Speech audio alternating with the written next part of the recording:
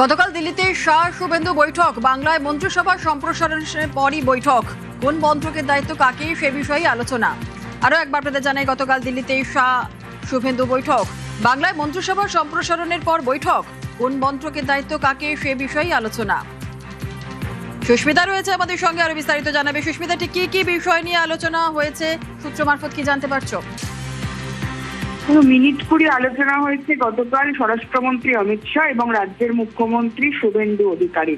কি নিয়ে আলোচনা? গুরুত্বপূর্ণ গতকালের আলোচনা, তার কারণ বর্ধিত মন্ত্রিসভা বা সম্প্রসারিত বা পূর্ণাঙ্গ মন্ত্রিসভা গঠনের পর গতকালই প্রথমবার দিল্লি যাওয়া এবং গতকালই প্রথমবার দিল্লিতে শুভেন্দু অধিকারীর সঙ্গে স্বরাষ্ট্রমন্ত্রীর সাক্ষাৎ। সেখানে অবশ্যই মন্ত্রিসভা বন্টন, কোন দপ্তরের ভার কার কাছে দেওয়া হবে সে নিয়ে আলোচনা হয়েছে বলেই খবর।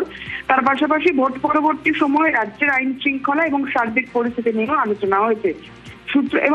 সূত্র মারফত এও জানা যাচ্ছে যে একের পর এক তৃণমূল কংগ্রেসের বিরুদ্ধে যেভাবে তথ্য প্রমাণ উঠে আসছে, তৃণমূল কংগ্রেসের বিধায়ক, নেতা, মন্ত্রীদের বিরুদ্ধে মানুষ গর্জে উঠছে এবং তার পরিপ্রেক্ষিতে পুলিশি পদক্ষেপ ও প্রশাসনিক পদক্ষেপ গ্রহণ করা হচ্ছে, সেই সমস্ত বিষয়ে আলোচনা হয়েছে। রাজ্যের আইন শৃঙ্খলা পরিস্থিতি এবং রাজ্যের বিজেপি কর্মী সমর্থকরা যাতে কোনোভাবেই কোনো আইন বহির্ভূত কাজের সঙ্গে যুক্ত না হয়ে পড়ে সে বিষয়েও আলোচনা হয়েছে মুখ্যমন্ত্রীর সঙ্গে স্বরাষ্ট্রমন্ত্রীর।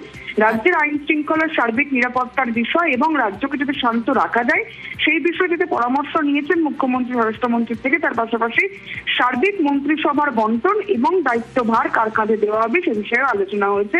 বলে রাখা ভালো, আজই মন্ত্রিসভার বাকি সদস্যদের দায়িত্বভার কার কাঁধে কোন দফতরের পড়তে চলেছে, অর্থাৎ মন্ত্রিসভার দায়িত্ব বন্টন, সেই কাজ সারা হতে পারে। আজ ঘোষণা হওয়ার সম্ভাবনা প্রবল। বেশ, ধন্যবাদ।